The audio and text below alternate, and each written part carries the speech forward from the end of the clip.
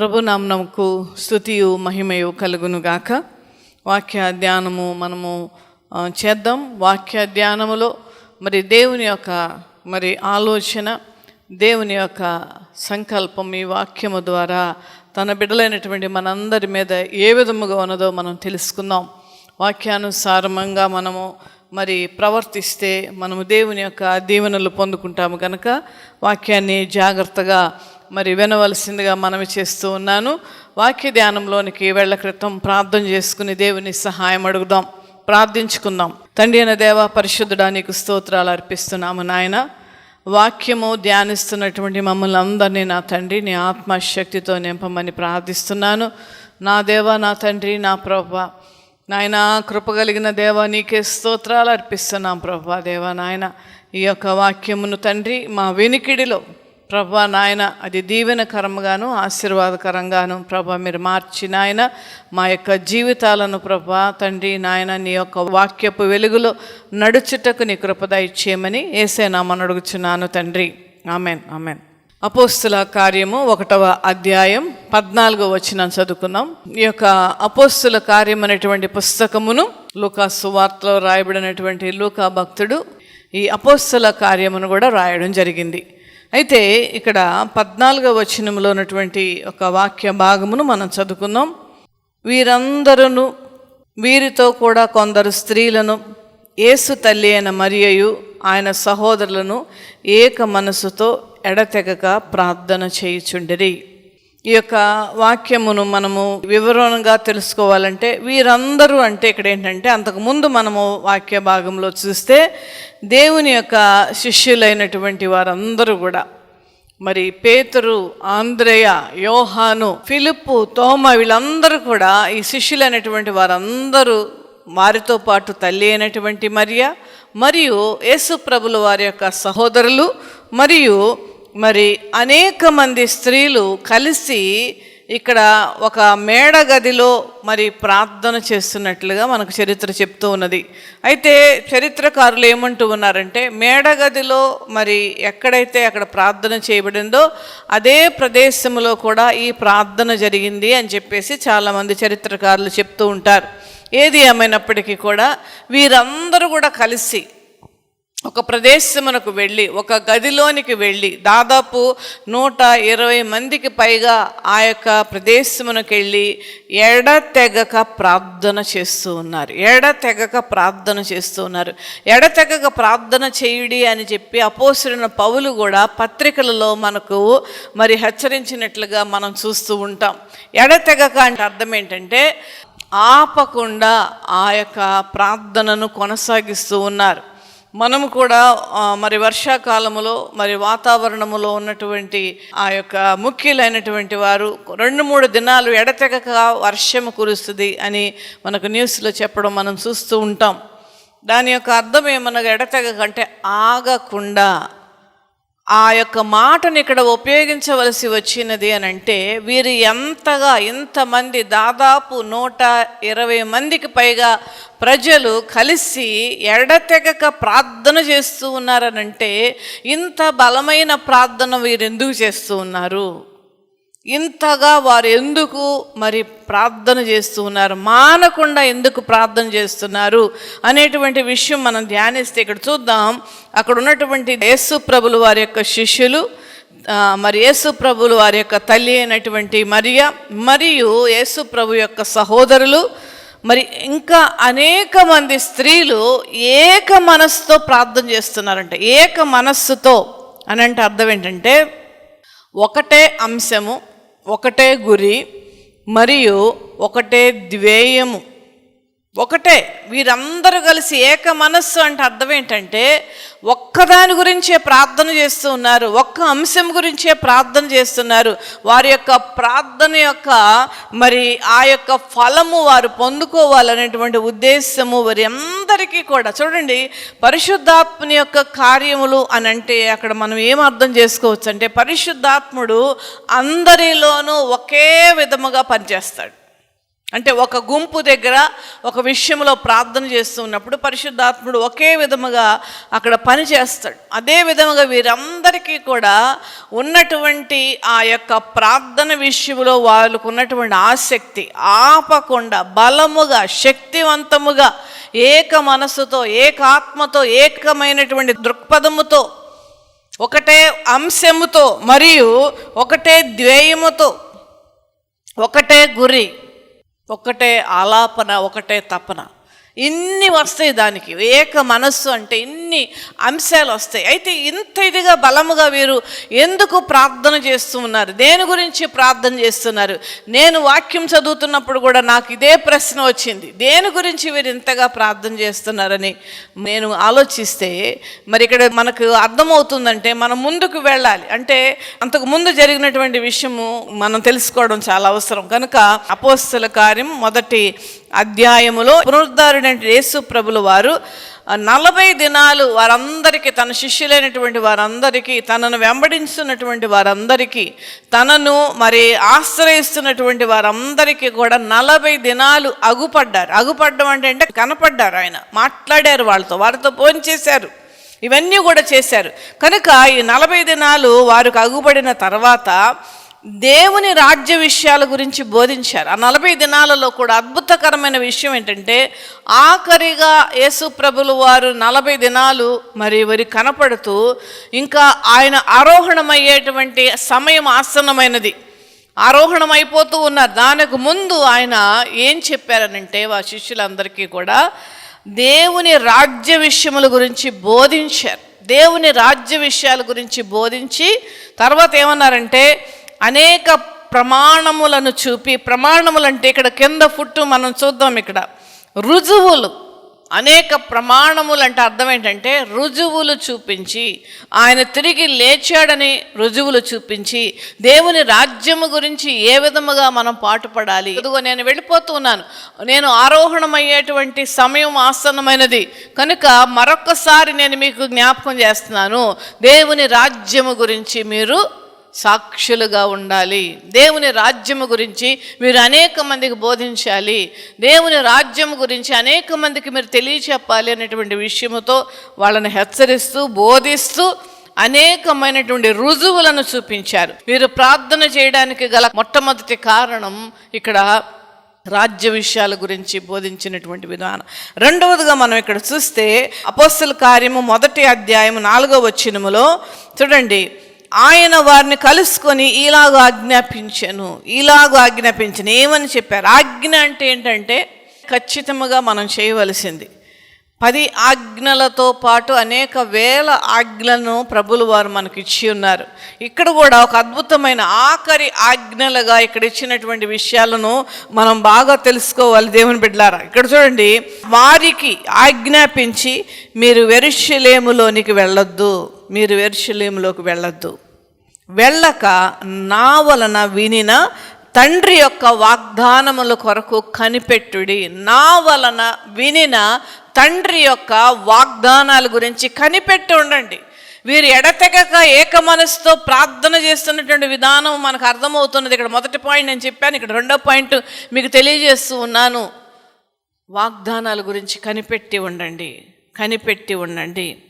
చూడండి, కనిపెట్టి ఉండండి అని మనం కూడా చాలాసార్లు విని ఉన్నాం ఈ వాక్యాన్ని, కానీ అనేక మంది సేవకుల ద్వారా. అయితే మనము నిజముగా కనిపెడుతూ ఉన్నామా? మనము నిజముగా ఆజ్ఞలను పాటిస్తున్నామా? ఈ వాక్యము ద్వారా మనలో చాలా మార్పు రావాలి దేవుని బిడ్డలారా.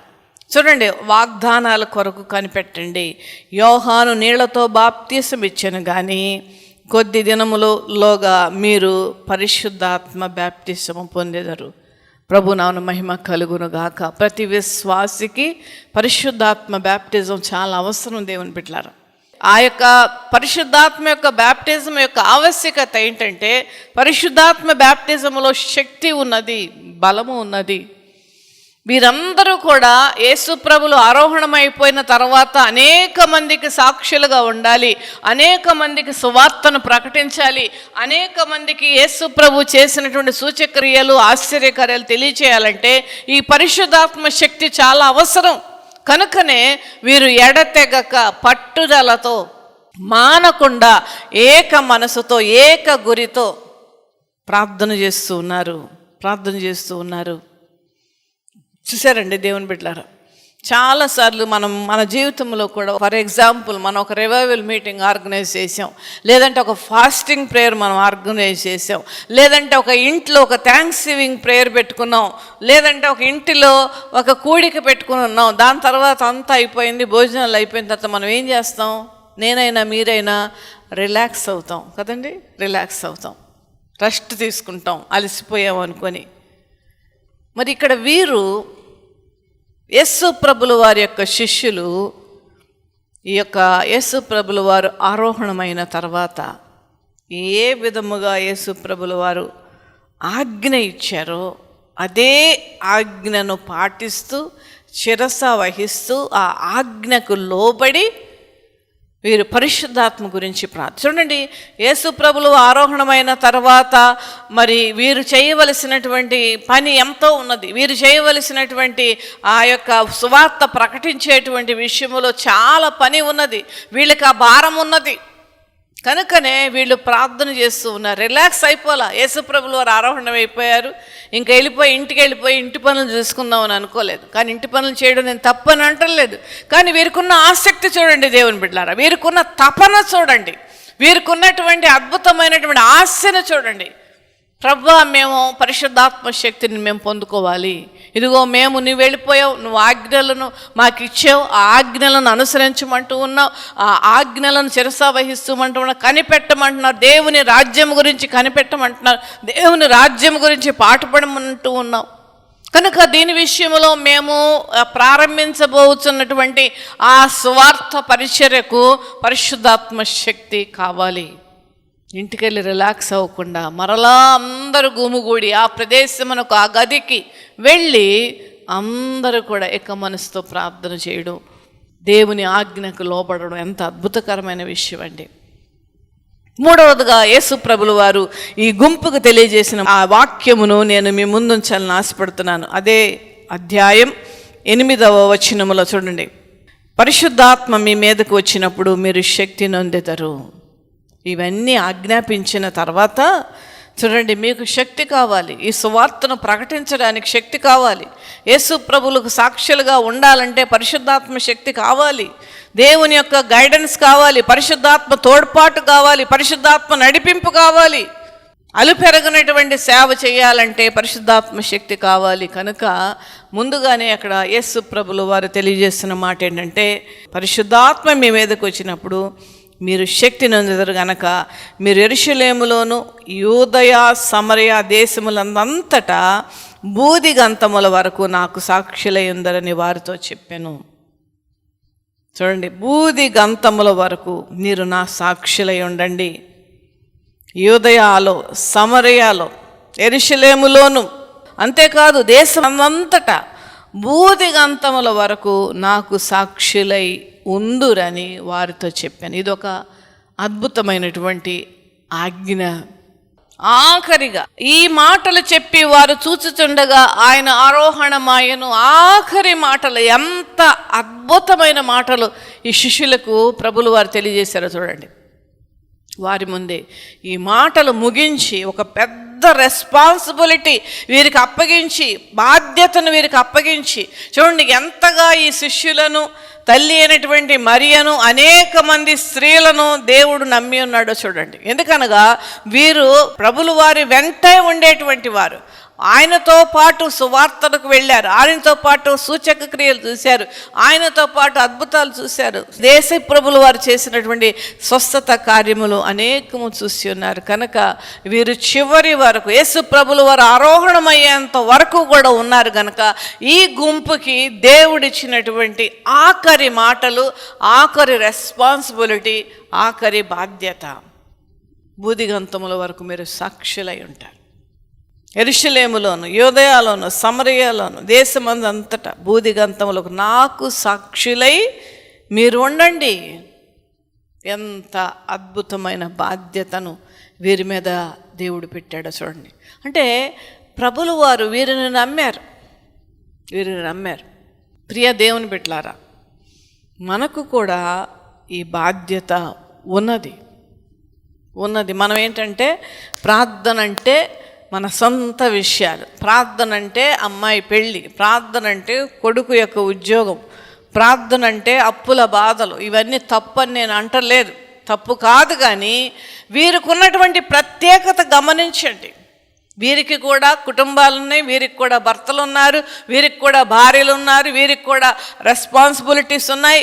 అయినప్పటికీ కూడా మనమందరము కూడా పరిశుద్ధాత్మ శక్తిని పొందుకోవాలంటే ఇప్పుడే మనము ఆ యొక్క పరిశుద్ధాత్మ మన మీదకు వచ్చు వరకు కూడా మనం ఆగకుండా ప్రార్థన చేద్దామని బహుశా ఈ యొక్క గదిలోనికి వెళ్ళక ముందు అనుకుని ఉంటారు. ఎందుకనగా వీరు ఏక మనస్సుతో ప్రార్థన చేశారు, ఏకీభవించి ప్రార్థన చేశారు, ఏక మనస్సుతో ప్రార్థన చేశారు, ఒకటే దృక్పథముతో, ఒకటే గురితో ప్రార్థన చేస్తున్నారు. ప్రభువా, నీ పరిశుద్ధాత్మ శక్తిని నాకు ఇవ్వయ్యా.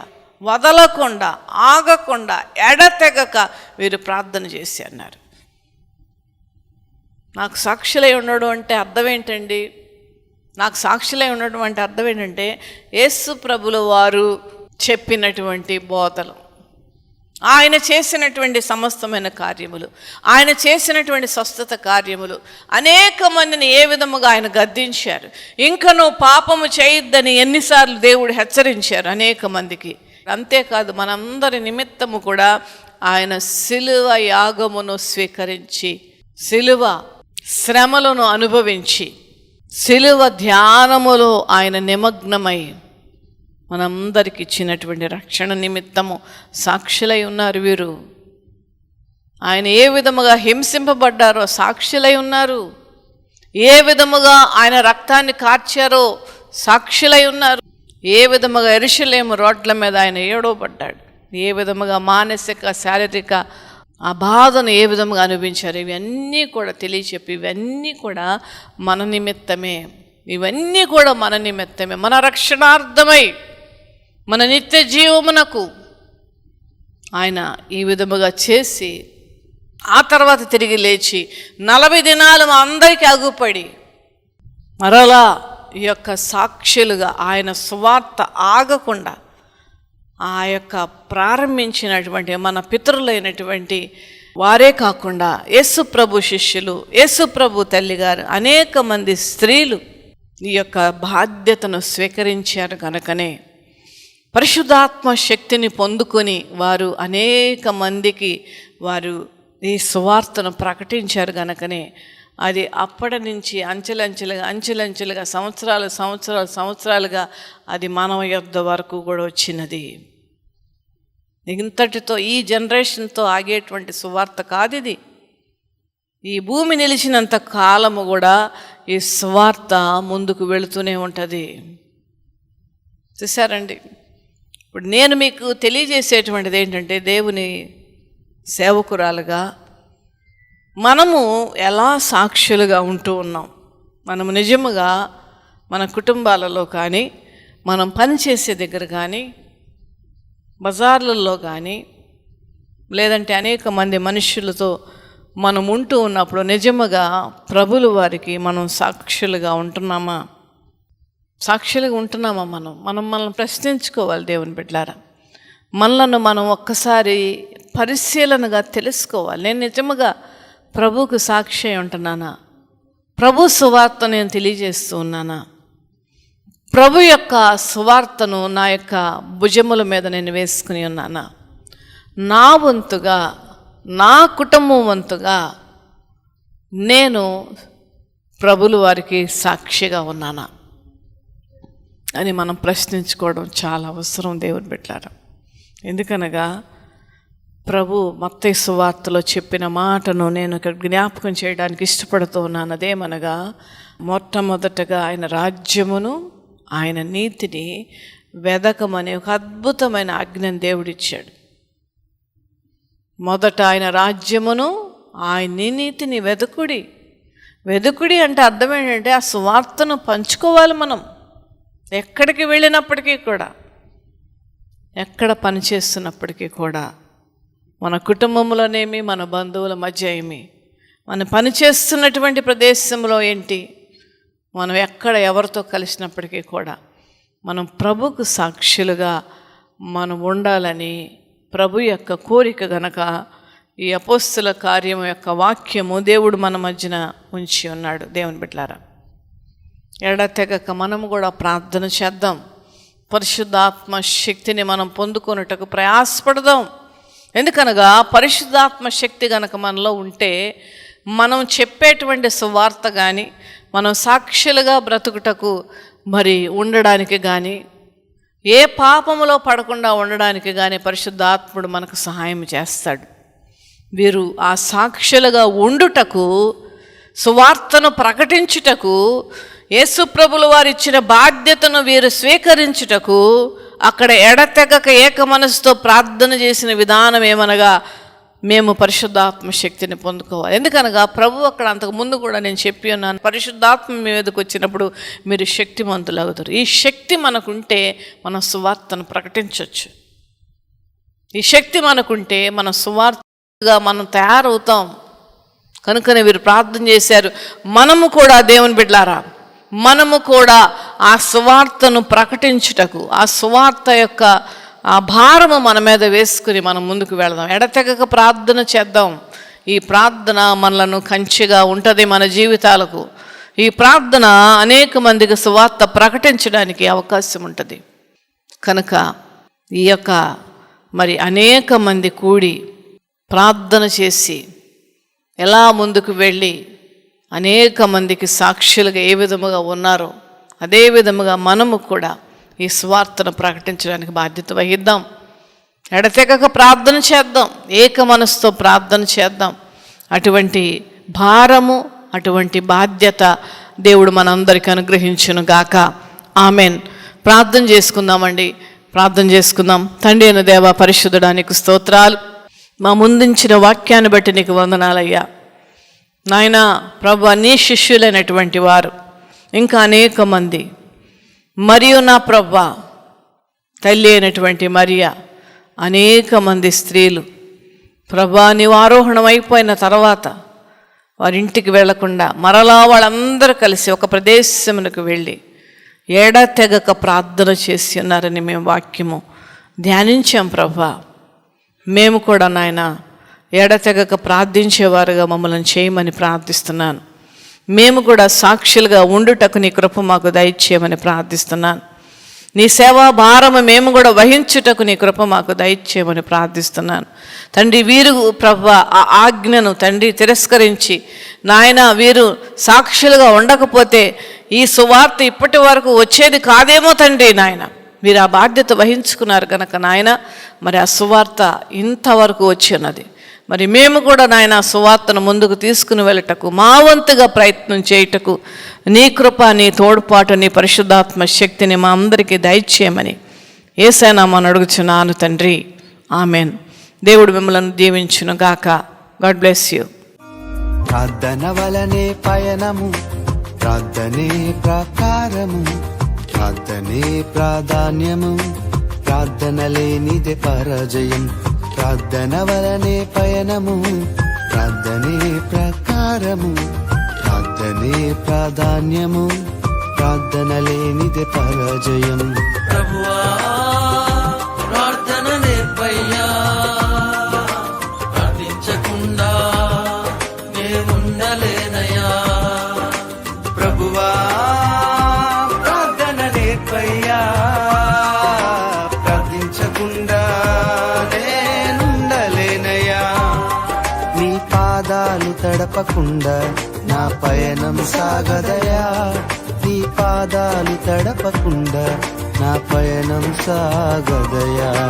ప్రార్థన వలనే పయనము, ప్రార్థనే ప్రకారము, ప్రార్థనే ప్రాధాన్యము, ప్రార్థన లేనిదే పరాజయం. ప్రార్థనలో నాటునది పెళ్ళగించుట అసాధ్యము, ప్రార్థనలో పోరాడునది పొందకపోవుట అసాధ్యము.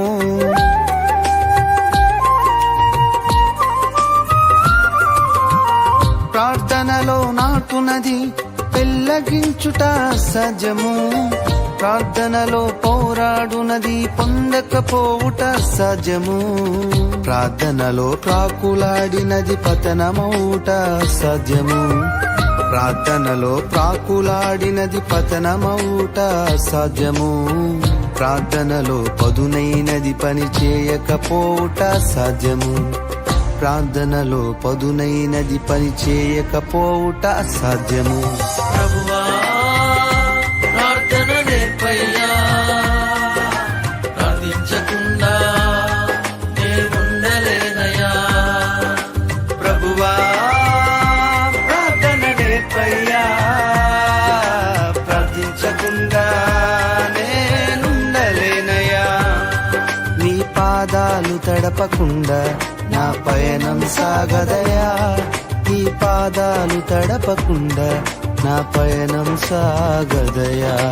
ప్రార్థన వలనే పయనము, ప్రార్థనే ప్రకారము, ప్రార్థనే ప్రాధాన్యము, ప్రార్థన లేనిదే పరాజయము.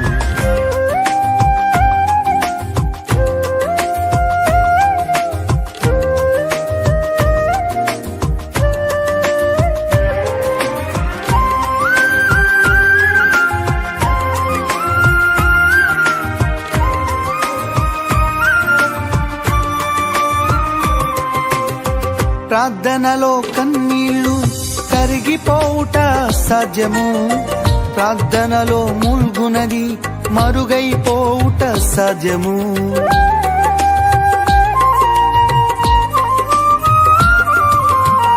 ప్రార్థనలో కన్నీళ్లు కరిగిపోవుట సాధ్యము.